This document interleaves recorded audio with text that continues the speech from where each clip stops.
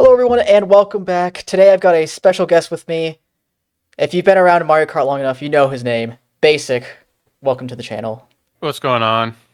So yeah, he's here with me today. I'm going to be going over some of his races from Mogi's from a little while back now. And I'll share my knowledge and hopefully, Basic, you can get a little bit better and hopefully my viewers can as well. Let's get started with Hyrule Circuit. So we're going to take a I pause. really hope I use my rear view here because I'm already kind of feeling bad about not using it as much as I should. Yeah, we went over that in Basics Part 1, but here is something a little bit different that we're going to be going over. You used a little bit of rear view, basically exiting the glider, but here, what do you think you should be doing here with this green? What do you think? Should you take a single and go tight? Should you go for the double and back your green? Should you take the double from people behind you and keep your green? What do you think you should be doing here? So I think if I don't see any reds, I'd probably take the inside line because I already have defense and the chance of pulling red isn't like double reds isn't like super high. But yeah, I don't know.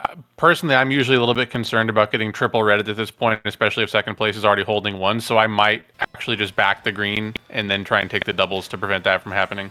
So you got the first part exactly on the money. What you want to be doing here is going tight with your green because of how close the pack is behind you. And the fact that there is a lot of coins on this track to go around, so you don't need to really coin up by getting an extra item.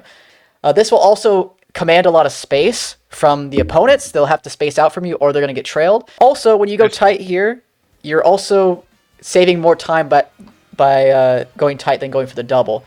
Even though it's a small amount of time, with how close the pack is behind you, it's going to matter a lot. Yeah, it makes sense. I hadn't really thought about the fact that if I'm trailing a green here, that it sort of forces everybody else to take bad lines if they don't want to get wrecked. That's something I never really think about when I'm playing, to be honest. So what you did here is you backed the green and took the double, which is not necessarily a bad play, but it's not the best. And then you end up getting bumped out here a little bit, which is the downside of going for that double.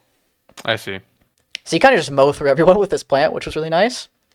And I like the fact that you're going to be on the other end of that for once. Yeah. And I like the fact that you avoided that back on the double from that green, stayed to the left. So we're going to take a pause right here and take a look at the situation. So right now you have a boomerang in third with no item behind, and the guy right next to you just died. I don't know what he did. He might have like slammed into the wall or something. But the guy in front of you is also getting blued. So if all goes well, you might be first or really close second after the dust is settled.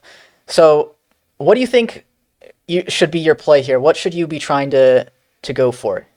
I think ideally what I should probably be doing in this situation is just holding on to the rank since I have all three charges on it. And if I can get that up into first, that's like amazing defense.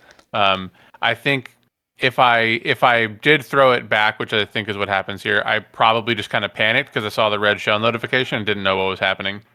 That's exactly right. That's totally fair that you backed the first shot. I completely understand that you saw the first red notification. But after this, there's also a little special trick you can do with boomerangs. I don't know if you know about this. Mm-hmm. Let's just imagine this for a second. You go into a first set, you pull a coin. Okay, so that's pretty unlucky.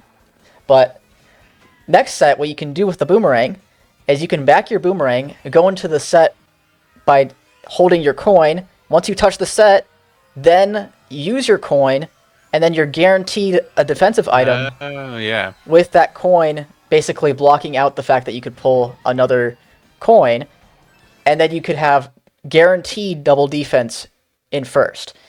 So that's what I would have liked to see you do here. Now, of course, it's hard to know that, and it's hard to like really think of that, but that's a cool little tip with boomerangs in first that you could definitely use to your advantage. And then here, it's just all about trying to play conservatively with your items in first, because you don't want to get rid of your defense and leave yourself defenseless for a long time, because when you backed that boomerang, you had a whole like probably 5 seconds where you could have ended up getting redded. But here as well, you don't want to back this boomerang so early. If you are going to back this boomerang at all, you do it as late as humanly possible. And then also, if you do have that second shot instead of just the third charge, if they do throw a red at you, it's less likely that it's going to hit you because the boomerang is going to be coming back as well, and that has a hitbox to take out reds. But you still ended up getting 6, which is all right. You just cleaned up a couple mistakes that could have been a really good race. All right, and now we got Rome Avanti. Do you like this track, Basic? Just I love this curious. track. I love this track too. It's so good. It's so good. Yeah, It's amazing. one of my favorite city tracks for sure. And you play this beginning pretty well. You just hold your shroom, wait for the cut, just avoiding the items.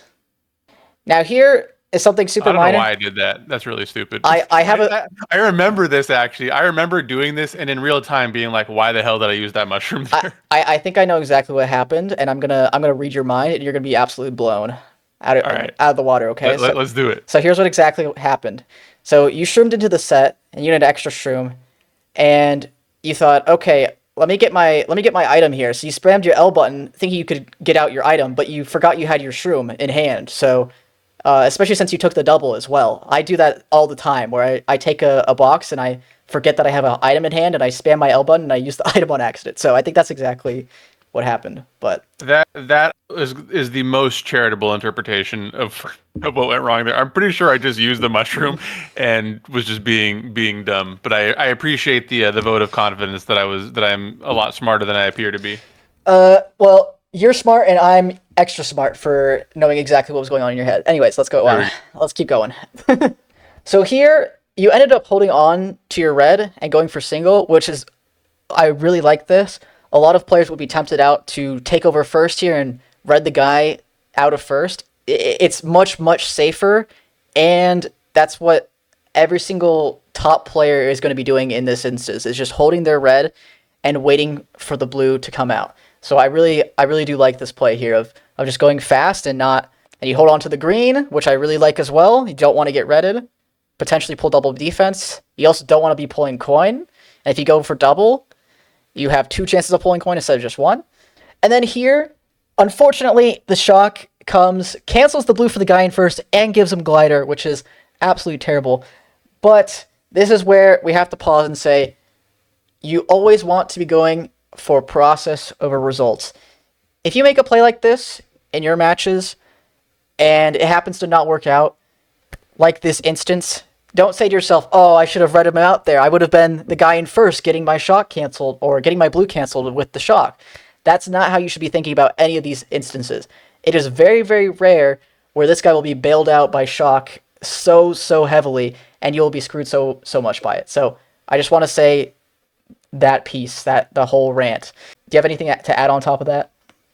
Yeah, I mean, I think it's a really good point because I think a lot of people, that's what they don't really understand, is they think of it almost like blackjack, where it's like, oh my god, if I would have just taken, if I would have hit here, I would have been able to, but you don't know that ahead of time. You don't know what's going to happen. So, I'm obviously not the best at the game, but I do think that I try and think about stuff like that and say, okay, well, if I try and red out first here, I'm more likely to get screwed than not. So I'm just going to hold on to red, even if it ends up not working out in the long run, because I think that long run frequency is that I'll end up ahead. But I remember being really annoyed at this situation. I remember this race actually pretty clearly now, and I remember being super annoyed that happened. But it is what it is.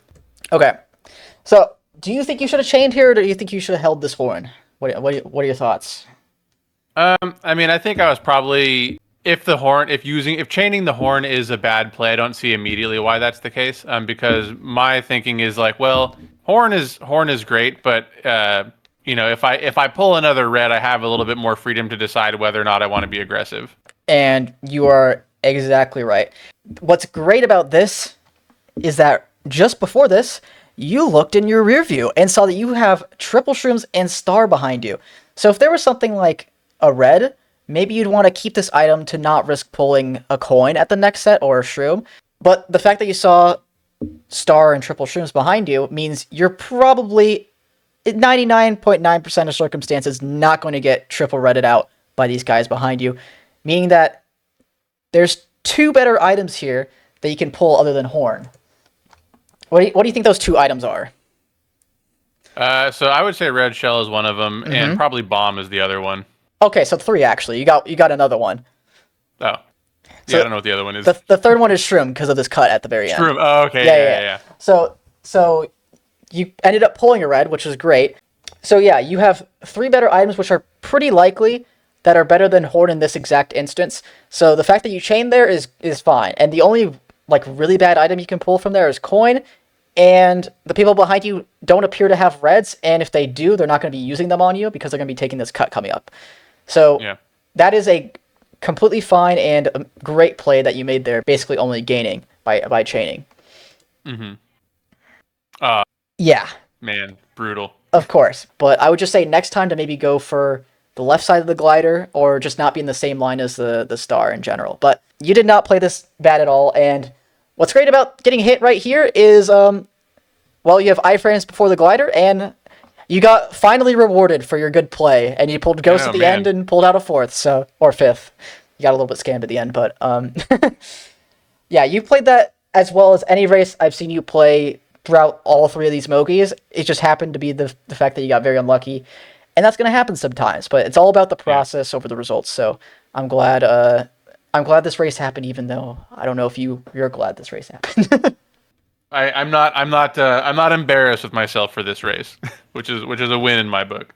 Yeah, and you have every right to feel that way. So thank you so much, Basic, for joining me today. I hope you learned something, and I hope the viewers learned something here today. And I hope everyone can get a little bit better at Mario Kart 8 Deluxe. And yeah, let me know who else you want to see on the channel. Maybe I can reach out to them and we'll see what's up. Maybe they can give us a shot. But yeah, thank you so much for having me, Basic. And I appreciate you coming on. Is there anything you want to say before you go? No, I just wanted to also kind of to thank you, and it's been really helpful for me. I've learned a lot for sure, and I think that I'm excited to see what else comes out on your channel later, because I think that it's good to get people of all skill levels. I think the reason why we even did this in the first place was your video analyzing one of Kassan's races on Piranha Plant Cove, which I actually learned a lot from as well. So I think it's a really great series you're putting together, and I'm excited to see what you cook up next. Oh, thank you so much. And thank you guys so much for watching, and I'll see you guys next time.